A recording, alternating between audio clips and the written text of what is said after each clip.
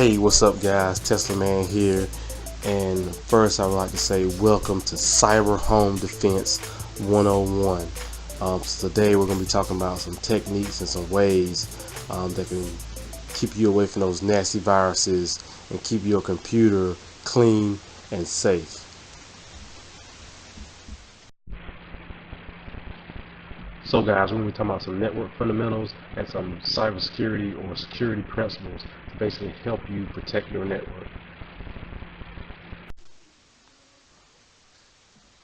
Okay, so the premise behind this material is to build a foundation so you can use this information and techniques to protect yourself and your network while you're home.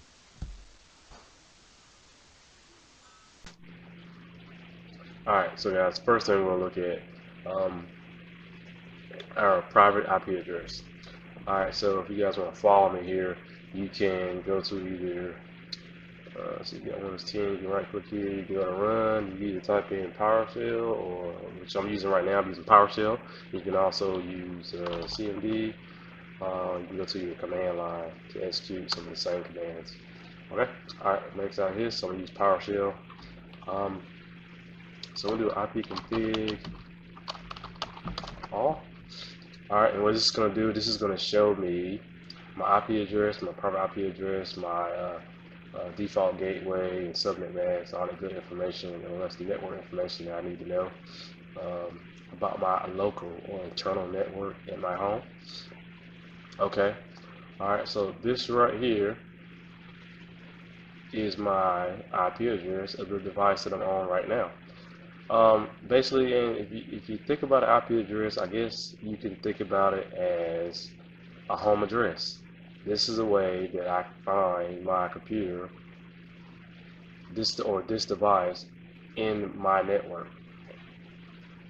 So for this particular device or this workstation, it is 192.168.1.205, and its private IP address is called private IP address for a reason. First of all, you can't use this IP address to hack into my network. Okay, if you type in IP config on your workstation or mobile device, whatever you're using, you connect it to your local network, you'll probably get 192.168 without something. Okay. Alright, so I'm trying to keep this really basic as far as trying to explain the IP address subnet mask. Alright, so the subnet mask here is 255.255.255.0. In other words, this basically means that in my internal network at home, this is always going to be the same. This is always going to be the same. This is always going to be the same.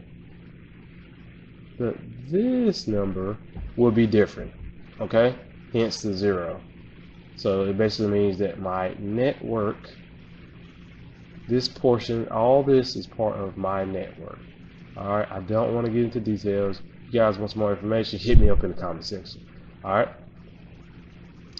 So, as I was saying, this is all part of my internal network.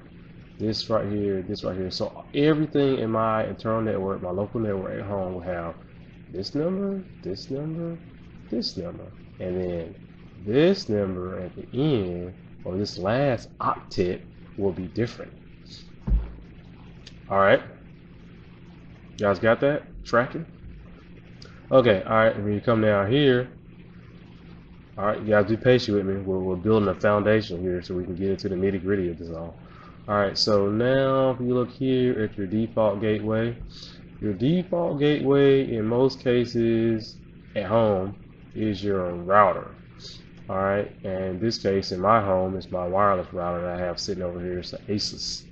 Alright, and it is also my DHCP server because it is what basically leases out the IP addresses for the devices in my home. Alright, so now I want to start talking about your public IP addresses. Your public IP addresses are routable. Alright, so this is the IP address that servers see when you actually try to access a website. These are the IP addresses that your server sees. The server, or like Google server, does not see this guy right here. it sees your external IP address or your public IP address that is routable over the WAN or the wireless or the wide area network. Alright, so I'm not going to show you what my public IP address is, because this is the actual IP address that attackers can use to actually find you. So like I was saying before, this doesn't matter. I don't care if you know this, it doesn't matter. Okay, but the public IP address is what I'm worried about. Okay, so if you want to know what your public IP address is, or your routable IP address, you can go to Google and just type in what is my IP address. That's one way to do it. Alright, so you type in what is my IP address, and you can see what your actually public routable IP address is. Alright, and your public IP address is it's gonna be in the class A range. Class A, Class B, Class C, these are the different ranges of IP addresses. So your Class A range is going to be from 1 to 127. And when I say that, I'm talking about this number right here, from 1 to 127. Alright, so if an attacker or a hacker has your IP address, then he can start looking at ways of getting in your system. And when I say your IP address, I'm talking about what I said before, your public IP address, not your private IP address. Okay, so one of the things a hacker is going to look at, they're going to look at the ports, the open ports that's on your workstation or your device. There are approximately 65,535 potential ports that can be open on your system. All right. So in most cases, attackers looking for some of those well-known ports that may be open. So like if I'm looking at a web server, most likely I already know that port 80 is open. That's the port that's used for communication with a web server. So let's look at ports real quick here. I'm going to type in netstat A, and here you can see some of the ports and the protocols on my workstation. Alright, so let's look at, scroll down. So we're going to look here. Alright, so I have a connection from my workstation to my WD network storage device. Alright, so right here you can see that my computer is using port 49,679 to communicate with WD cloud storage device, and that's going to be port 49,679. So these are some of the details that an attacker wants to know. He wants to know what open ports are being used, what ports are listening on a particular device, so he can exploit either software, services, and any other potential vulnerability. Alright, so now let's talk about a practice or a principle called defense in depth. Alright, so this practice discusses basically to create multiple layers of security to protect yourself from the attacker or the enemy. Alright, so in a corporate world, in most cases, you would have that defense in depth.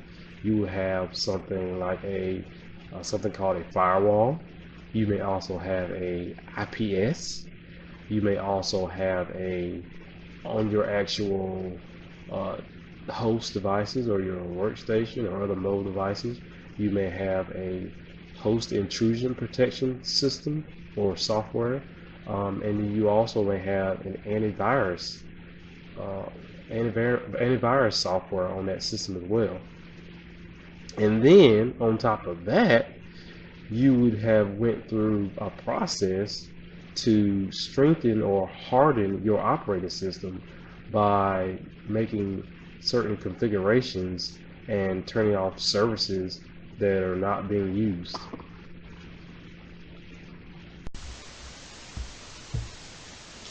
Alright guys, so I created this just a simple network diagram to show my internal local area network.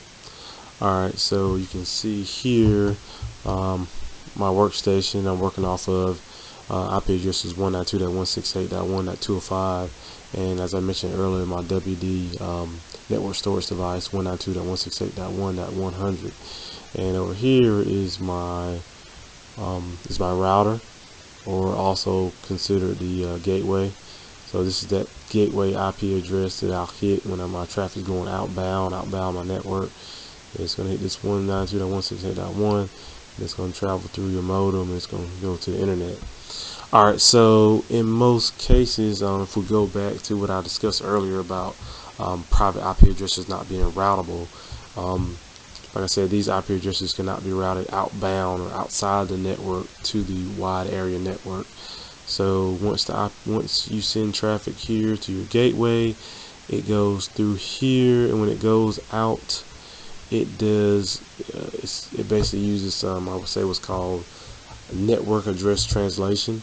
I'm not going to get into detail on that. Like I said, that's going to be beyond the scope of this course. But that's when your IP address is going to be changed. It's going to use a public routable IP address. All right. So like I was discussing before, I was talking about defense in depth, and this is where you would have like a firewall right here, or like certain routers, like this particular router has some kind of, or my ASUS router has some functionality where it can act as a firewall, and it can filter traffic. So you would have something like this. You would have a firewall or IPS, intrusion protection system, that can, oh, sorry about that, not intrusion protection, but sorry, intrusion prevention system, and that system will drop packets that it sees that has some kind of signature of some kind of cyber threat, and that's just another tool or a appliance that can stop harmful traffic to get into your workstation or to your local area network.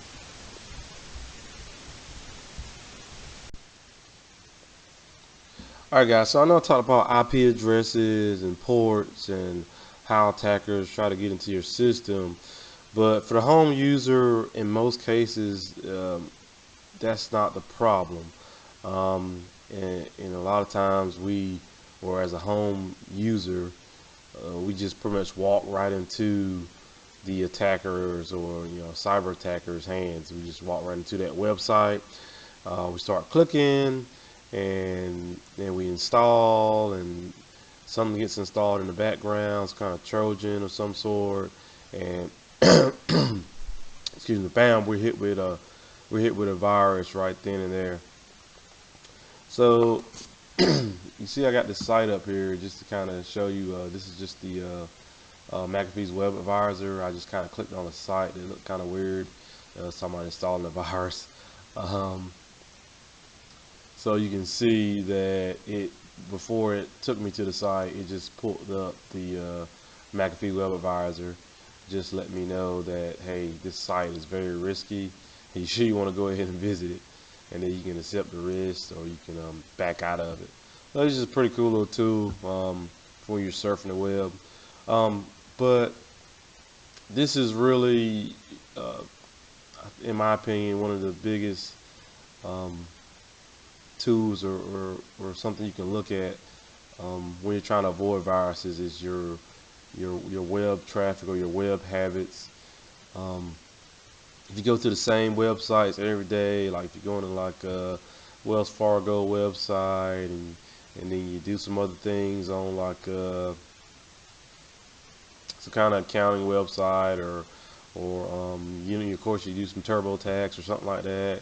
Um, you're not going to have an issue. But when you start going to those websites, those unknown websites, you're trying to find if you're trying to find like some free software or something like that, a lot of times that's where you'll get hit with some kind of virus. So these are one of the things that you definitely got to be careful with.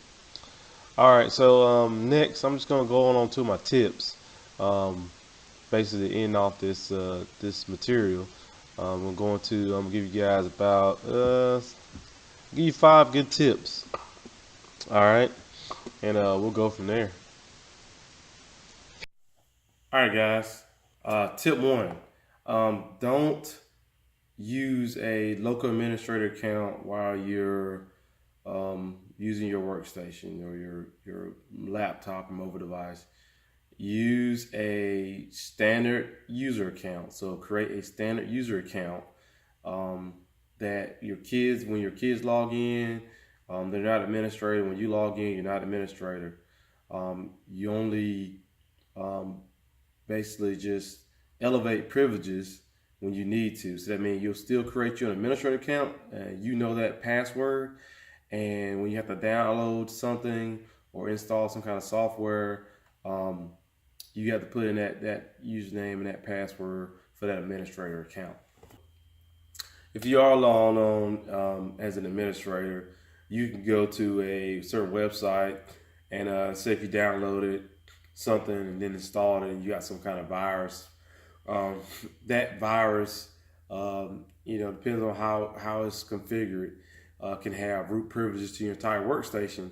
And with that being said, it has the ability to make system-wide changes, and that can really, really do some damage to your workstation. Versus if you were just a standard user account and some kind of way maybe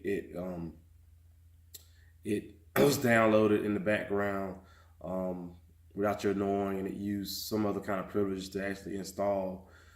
It may only have the ability to just make changes on your standard user account, possibly. Um, so it wouldn't be as bad as making changes on your entire workstation, being able to have the ability to get to your program files, your system files, and all of those critical files. All right, guys. Tip two. All right. Make sure you have a strong password. So, especially if you're using you have an administrator account, make sure you have a strong password. Use like a good passphrase, and then add some numbers and some special characters behind it. Like you can do something like I hate um, Club 192. Or you could say you hate something that you know of, or something of that nature. Then you can add some numbers at the end and add some special characters. You can also change up which letters capitalize and which letters lowercase. So it's just a good way of creating a strong password. All right. And also remember, with that strong password, it also makes it harder for attackers to hack into your Facebook account, your Instagram.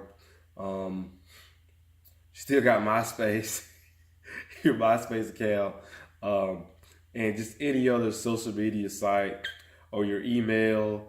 Um, it makes it a lot harder versus you having some 8 digits, 8 numbers or something like that, or some easy password like passwords 123 or something of that nature. So you make it harder for the attacker. Um, I've always learned that a lot of times hackers are lazy. So if you make it easy for them, they'll be able to get your information, and they'll be able to do what they want to do with it, or they'll be able to get to your system. But if you make it harder for them, a lot of times they'll just move on. They'll go to the next guinea pig. All right. Tip three: make sure you use some kind of antivirus software, and make sure the signatures are being updated as well. So basically, if your antivirus software is not being updated, the definitions or the signatures not being updated, then your software is pretty much useless. So it needs to know what to look for, what new viruses are out there. It needs to be able to have it needs to have those signatures, those definitions, so it can actually find those new viruses, pick it up, so it can quarantine them or remove them or whatever it needs to do. So make sure, even if you have antivirus software, that it's actually being updated frequently. All right, tip 4.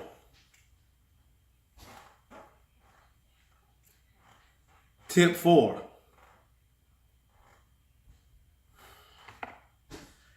Tip 4. All right, if you see some kind of pop up on your screen telling you to call some kind of number for IT assistance, or some number saying that, hey, if you don't pay such money to somebody, then your computer's gonna be locked up, or you're gonna be locked up, or something like that, something of that nature. Don't call that number. Don't try to pay, because there's nobody that's just gonna be trying to give you some kind of IT assistance, and it's gonna be some kind of pop up over the screen on the screen. So make sure you don't call that number, pay anybody anything.